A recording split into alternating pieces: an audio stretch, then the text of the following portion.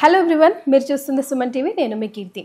January month is known for cervical cancer awareness month. మరి ఈ subject గురించి ఇన్డెప్త్గా మనతో మాట్లాడి సర్వైకల్ క్యాన్సర్ గురించి మనకు తెలియజేయడానికి ప్రముఖ ఆంకాలజిస్ట్ డాక్టర్ మోహన్ వంశీ గారు మనతో పాటు ఉన్నారు. సార్, కొత్త సంవత్సరంకి వచ్చేసాం. Happy new year sir. Thank you ma'am. Wish you very happy new year to. Thank you sir.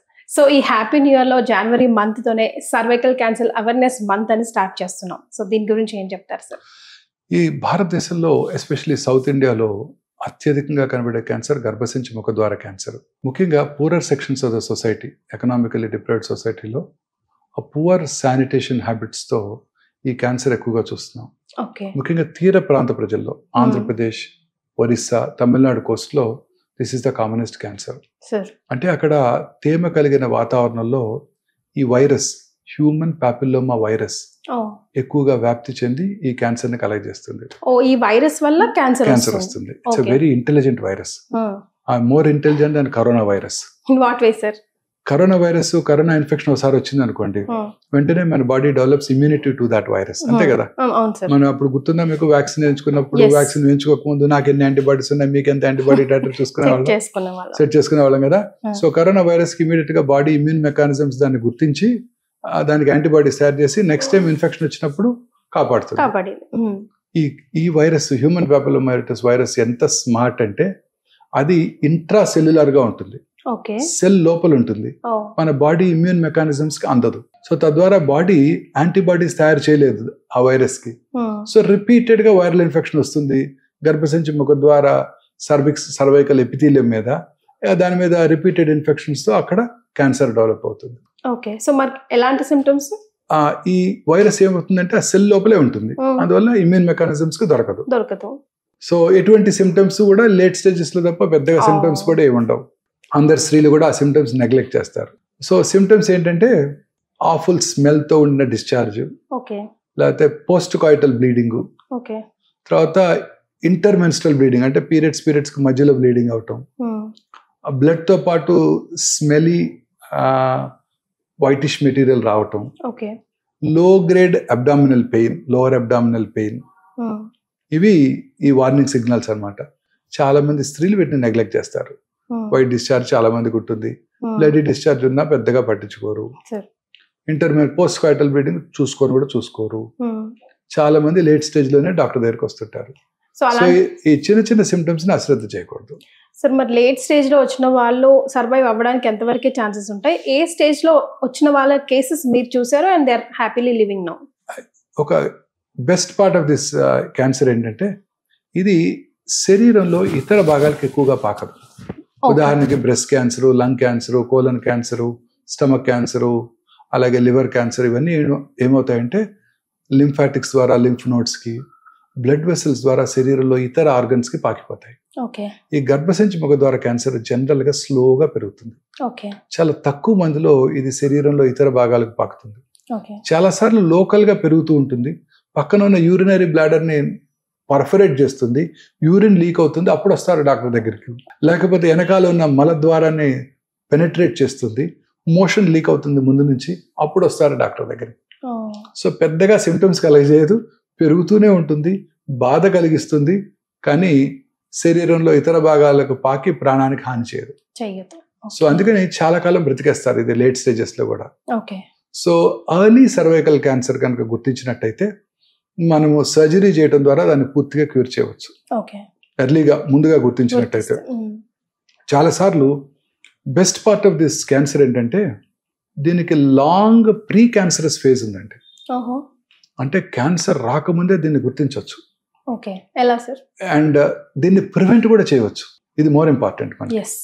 So ముందు ఎలా గుర్తించవచ్చు? ఈ ప్రీ క్యాన్సరస్ ఫేజ్ అంటే ఏంటంటే కొన్ని సంవత్సరాల పాటు ఇది ప్రీ క్యాన్సరస్ ఫేజ్ లో ఉంటుంది, ఆ తర్వాత క్యాన్సర్ గా మారుతుంది. సో సింపుల్ క్లినికల్ ఎగ్జామినేషన్, చిన్న పాప్స్మియర్ టెస్ట్ చేయడం ద్వారా, పాప్స్మియర్ టెస్ట్ అంటే వెరీ సింపుల్ టెస్ట్, స్క్రేపింగ్స్ తీసుకొని దాన్ని స్లైడ్ మీద పెట్టి పరీక్ష చేసినట్టయితే ఆ ప్రీ క్యాన్సర్ ఫేజ్ లో ఉందా, క్యాన్సరస్ ఫేజ్ లో ఉందా ఈజీగా చెప్పేస్తారు పెథాలజిస్టులు. సో ప్రీ క్యాన్సర్ ఫేజ్ లోనే మనం ముందుగా గుర్తించామనుకోండి, అప్పుడే మనం రెమిడియల్ మెషర్స్ తీసుకుంటే, సర్జరీ కనుక చేసినట్టయితే క్యాన్సర్ ని ప్రివెంట్ చేయవచ్చు. కానీ పాప్స్మియర్ చేయించుకోవాలన్న థాట్ కూడా మాకు రావాలి. Yes, very correct. సో జనరల్గా ఇప్పుడు ఏం చేస్తున్నారంటే ఇది there was a pilot project in south India. ఇదేంటంటే మన ప్రతి 5,000 మంది పాపులేషన్కి ఒక ఫీమేల్ హెల్త్ వర్కర్ ఉంటారు. ఇప్పుడు వీళ్ళందరినీ కూడా ట్రైన్ చేశారు, ముఖ్యంగా తమిళనాడులో. When I was very young in cancer institute Adyar, అప్పుడే స్టార్ట్ అయింది ప్రోగ్రామ్. సో అందుకని క్యాన్సర్ ఇన్సిడెంట్స్ ఇప్పుడు బాగా తగ్గిపోయిందండి. సో వే బ్యాక్ ఇన్ 1991లోనే ప్రోగ్రామ్ స్టార్ట్ చేసింది యూనియన్ గవర్నమెంట్. అదేంటంటే to train each of this health worker to identify abnormal cervix, clinical గా చూసి ప్యాప్స్మియర్ చేయకుండా వాళ్ళని referral centre districts headquarters hospital తీసుకురావటం, అక్కడ ప్యాప్స్మియర్ చేయటము, వాళ్ళని ఐడెంటిఫై చేయటము, క్యాన్సర్ ముందు ఫేజ్ లో గుర్తించటము, ప్రివెంట్ చేయడం జరుగుతుంది. దీన్ని సెకండరీ ప్రివెన్షన్ అంటాం. అంటే క్యాన్సర్ రాకముందే దాన్ని గుర్తించి క్యూర్ చేసుకోగలటం. So this is quite possible. మన ప్రజలందరికీ ఇది వెరీ సింపుల్ టెస్ట్, ఇన్ఎక్స్పెన్సివ్. మన ఎవ్రీ గైనకాలజిస్ట్ వాళ్ళ ఆఫీస్లోనే పరీక్ష చేసేయగలరు. కానీ చేయమని కూడా ఈవెన్ పేషెంట్ చెప్పాలి, లైక్ పీపుల్ చెప్పాలి, అండ్ గైనక్ కూడా సజెస్ట్ చేయాలి కదా సార్, చేసుకోండి పలానా టైంకి అని. ప్రతి gynaecologist they are aware now. వాళ్ళు రొటీన్ గా చెకప్ వచ్చినప్పుడు they must examine the breast of the women and teach them how to examine them self. So ప్రతి స్త్రీ కూడా ఎప్పుడొకప్పుడు లేడీ డాక్టర్ దగ్గరికి వెళ్తుంటారు. అప్పుడు ఒకసారి వారితో పరీక్ష చేయించుకోవటం, బ్రెస్ట్ ఎగ్జామినేషన్, తర్వాత నేర్చుకోవటం ఎలా సెల్ఫ్ గా ఎలా అవేర్నెస్ తెచ్చుకోవాలి, ఎలా బ్రెస్ట్ ఎగ్జామినేషన్ చేసుకోవాలి, ఏమేమి మార్పులు ఉంటే డాక్టర్ దగ్గరికి రావాలి. అదే టైంలో క్లినికల్ ఎగ్జామినేషన్, ఒకసారి లేడీ డాక్టర్ కనుక ఎగ్జామినేషన్ చేస్తే చాలా ఈజీగా ఐడెంటిఫై చేయగలుగుతారు. నార్మల్గా ఒక ప్యాప్స్మియర్ తీసేసుకుంటే చాలా ఈజీగా ప్రీ క్యాన్సర్ ఫేజ్ ని గుర్తించవచ్చు. వెరీ సింపుల్, ఇది ఇన్ఎక్స్పెన్సివ్ టెస్ట్. చాలా మన ఇండియన్ ఎన్విరాన్మెంట్ లో చాలా ఈజీగా చేసేయగలుగుతాం. తద్వారా దీన్ని గుర్తించవచ్చు. దీన్ని సెకండరీ ప్రివెన్షన్ అంటాం. దీనికి ప్రైమరీ ప్రివెన్షన్ కూడా ఉంది. ప్రైమరీ అంటే అసలు రాకుండా చేయటం, అది వ్యాక్సినేషన్. ఈ మనకి కాజ్ అండ్ ఎఫెక్ట్ తెలుసు. హ్యూమన్ పాపిలోమాటస్ వైరస్ ఇన్ఫెక్షన్, దీనివల్ల వచ్చే ఎఫెక్ట్ క్యాన్సర్ సర్విక్స్. సో అందుకని సైంటిస్టులు దీనికి వ్యాక్సిన్ కనుక్కున్నారు. సో ఈ వైరస్ వెరీ స్మార్ట్. బట్ ఈ వ్యాక్సిన్ ఏం చేస్తుందంటే మనలో, మన స్త్రీలలో, పిల్లల్లో, ఆడపిల్లల్లో ఇమ్యూనిటీని పెంచుతుంది. పెంచి it make sure that repeated viral infections do not అక్కర్. Repeated గా వైరల్ ఇన్ఫెక్షన్స్ రాకపోయినట్టయితే మనము ఆ క్యాన్సర్ ని ప్రివెంట్ చేయవచ్చు. సో చాలా సింపుల్. 10 to 12 years రాగానే ఈ వ్యాక్సిన్ కనుక మనం ఇచ్చేసినట్టయితే మన పిల్లలందరికీ, ఆడపిల్లలందరికీ సెల్ ఫోన్ కొనివ్వకుండా అదే కాస్తో ఈ వ్యాక్సిన్ కనుక ఇచ్చినట్టయితే పూర్తిగా మనం మసూచిని, పోలియోని ఎలా ఎరాడికేట్ చేసామో అలా ఈ క్యాన్సర్ని కూడా ఎరాడికేట్ చేసుకోవచ్చు. సార్ ఇప్పుడు రాని జబ్బులకు ఎందుకు వ్యాక్సినేషన్ అని జరుగుతున్న డిబేట్ కి మీ word? This is a very common problem అండి సౌత్ ఇండియాలో. ఇది రాని జబ్బు కాదు, ఇది ఖచ్చితంగా చాలా కామన్ ప్రాబ్లం. ఛాన్సెస్ ఎక్కువగా ఉన్నాయి. ఈ ఒక్క వ్యాక్సిన్ అతి తక్కువ ఖర్చుతో ఇప్పుడు అందుబాటులో ఉంది. లాస్ట్ టైం నేను మన్మోహన్ సింగ్ గారు ప్రైమ్ మినిస్టర్గా ఉండగానే వారు మెర్క్ కంపెనీతో డిస్కస్ చేసి ఈ వ్యాక్సిన్ ఇండియాలో చాలా తక్కువ ఖర్చుగా అందుబాటులో తీసుకొచ్చారు. ఇప్పుడు ప్రెసెంట్ గవర్నమెంట్ ఇండియాలోనే ఈ వ్యాక్సిన్ తయారు చేసి మన పిల్లలందరికీ ఫ్రీగా ఇవ్వాలనుకుంటుంది. మన బడ్జెట్ లో the present government, the present finance minister announce చేశారు, ఇది ఫ్రీగా మన పిల్లలందరికీ అందిస్తామని. సో ఫ్రీగా అందిస్తామని. సో ఈ వ్యాక్సిన్ ఇవ్వటం ద్వారా 016 కానీ 026 కానీ 2-3 డోసేజ్ స్కెడ్యూల్స్ ఉన్నాయి. ఇవ్వటం ద్వారా మనం ఈ ఇన్ఫెక్షన్ రాకుండా చేసి క్యాన్సర్ రాకుండా చేయవచ్చు.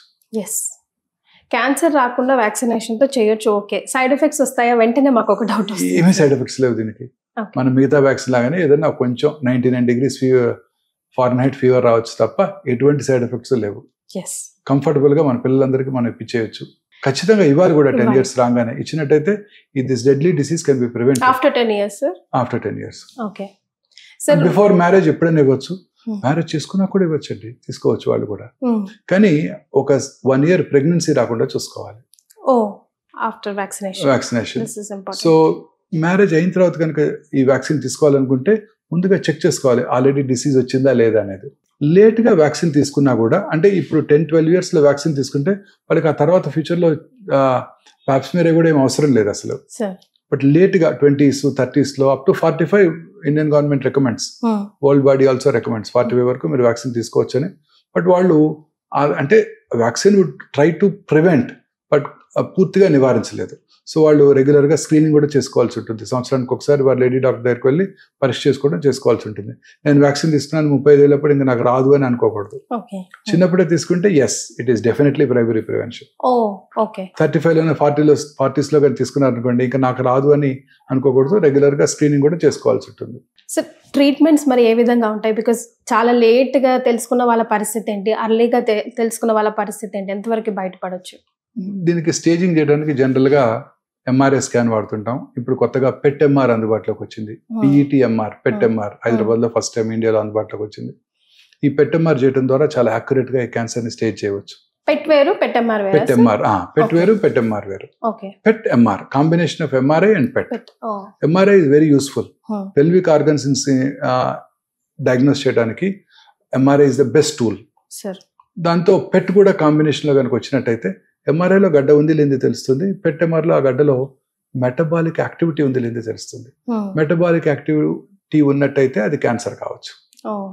సో ఫర్ ఎగ్జాంపుల్ గర్భసంచి ముఖద్వార క్యాన్సర్ని మనం ఎంఆర్ఐ చేసినప్పుడు ట్యూమర్ని విజువలైజ్ చేసాము, పక్కనే వచ్చిన నోడ్ కనపడింది. నెక్స్ట్ క్వశ్చన్ అడుగుతారు, ఆ నోడ్ కూడా క్యాన్సరా డాక్టర్ గారు అని. అది మనకి పెట్ ఎంఆర్లో తెలుస్తుంది. సో పెట్ ఎంఆర్ చేయడం ద్వారా మనం యాక్యురేట్గా స్టేజ్ చేసుకొని అర్లీగా కనుక మనం గుర్తించినట్టయితే రాడికల్ హిస్టెక్టమీ అంటే గర్భసంచిని దూరంగా తీసేయడం ద్వారా మనం ఈ క్యాన్సర్ని పూర్తిగా క్యూర్ చేయవచ్చు. ఓల్డెన్ డేస్లో పెద్దగా కోత కోసి సర్జరీ చేసేవాళ్ళం. ఇప్పుడు కీ హోల్ పద్ధతిలో చేస్తున్నాం. అంటే జస్ట్ 4 to 5 హోల్స్ చేయడం ద్వారా మనం ఈ క్యాన్సర్ని చక్కగా పూర్తిగా కీ హోల్ పద్ధతిలో చేయడం వల్ల అడ్వాంటేజ్ ఏంటంటే హై డెఫినిషన్ డిజిటల్ కెమెరాస్తో చాలా కేర్ఫుల్గా మనం ప్రతి ఆర్గన్ని ఐడెంటిఫై చేయగలుగుతాము. క్యాన్సర్ ఎక్కడుంది, ఎంత దూరం పాకిందో 16 to 17 times మ్యాగ్నిఫైడ్ ఇమేజ్ని ఆపరేషన్ రూమ్ స్క్రీన్ మీద చూస్తూ సర్జరీ చేయడం చాలా కంఫర్టబుల్గా ఉంటుంది సర్జన్కి, పేషెంట్కి కూడా. ఈ గర్భసంచి ముఖద్వారం పక్కన వైటల్ ఆర్గన్, యూరినరీ బ్లాడరు, వీటికి వెళ్ళే నర్వ్స్ని చాలా ఈజీగా ఐడెంటిఫై చేసి ఆ నర్వ్స్ని ప్రిజర్వ్ చేస్తూ నర్వ్ స్పేరింగ్ రాడికల్ హిస్టెక్టమీ చేస్తూ ఎటువంటి సైడ్ ఎఫెక్ట్స్ లేకుండా సర్జరీ చేయడానికి అవకాశం ఉంది. అండ్ ఈ కీ హోల్ పద్ధతి ద్వారా సర్జరీ చేసినప్పుడు తొందరగా రికవర్ అయిపోతారు పేషెంట్స్. ఇమీడియట్గా వారికి ఫర్దర్గా ఏమన్నా అడ్జువెంట్ ట్రీట్మెంట్, రేడియేషన్ కానీ ఇవ్వాలన్నా వెంటనే ఇవ్వడానికి అవకాశం ఉంటుంది. సేమ్ ప్రొసీజర్ కీ హోల్ పద్ధతిలో చేసేస్తాం అన్నమాట.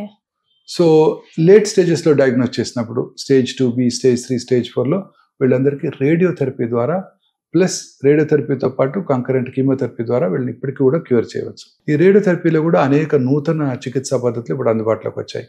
అందులో ముఖ్యమైనది artificial intelligence powered linear accelerator. అంటే కృత్రిమ మేధస్సుతో కూడిన పనిచేసే radiation delivery systems. Linear accelerator అనేది రేడియేషన్ డెలివరీ అపారటస్ అన్నమాట. ఈ రేడియేషన్ డెలివరీ చికిత్సా పరికరంలో ఆర్టిఫిషియల్ ఇంటెలిజెన్స్తో కనుక పనిచేసినట్టయితే చాలా చక్కగా ట్యూమర్ని ఐడెంటిఫై చేయడానికి అవకాశం ఉంది. మీరు ఎనాటమీ చూసినట్టయితే గర్భసంచి ముందు యూరినరీ బ్లాడర్ ఉంటుంది, గర్భసంచి వెనకాల మలద్వారం ఉంటుంది. సో ఉదాహరణకి మనం రేడియేషన్ ప్లాన్ చేసాము, కరెక్ట్గా గర్భసంచి ముఖద్వారానికి రేడియేషన్ ఇచ్చేటట్టు రేడియేషన్ ఆంకాలజిస్ట్ చాలా చక్కగా ప్లాన్ చేశారు. రేడియేషన్ ఇచ్చేసాం, 3 రోజులు అయిపోయింది. 4వ రోజు patient had little constipation. Constipation ఎవరికైనా ఉండొచ్చు కదండి. కాన్స్టిపేషన్ ఉన్నప్పుడు ఏమవుతుంది, రెక్టమ్ యొక్క సైజ్ పెరుగుతుంది, ఉబ్బుతుంది. రెక్టమ్ ఉబ్బినప్పుడు ముందున్న సర్విక్స్ ని ఒక 3 మిల్లీమీటర్లు ముందుకు పుష్ చేస్తుంది, 2 మిల్లీమీటర్లు పుష్ చేస్తుంది. కానీ మనం రేడియేషన్ ఇచ్చినప్పుడు రేడియేషన్ చికిత్సా పరికరము దీన్ని ఐడెంటిఫై చేయదు. ముందుగా కంప్యూటరైజ్డ్ ప్లానింగ్ చేశాం కదా, ఇంతకుముందు ఎక్కడైతే రేడియేషన్ ఇచ్చామో అక్కడే రేడియేషన్ ఇచ్చేస్తుంది. అలా ఇచ్చినప్పుడు పార్ట్ ఆఫ్ ద రెక్టమ్ మీద రేడియేషన్ డోస్ పడుతుంది, part of the cancer radiation dose నుంచి ఎస్కేప్ అవుతుంది.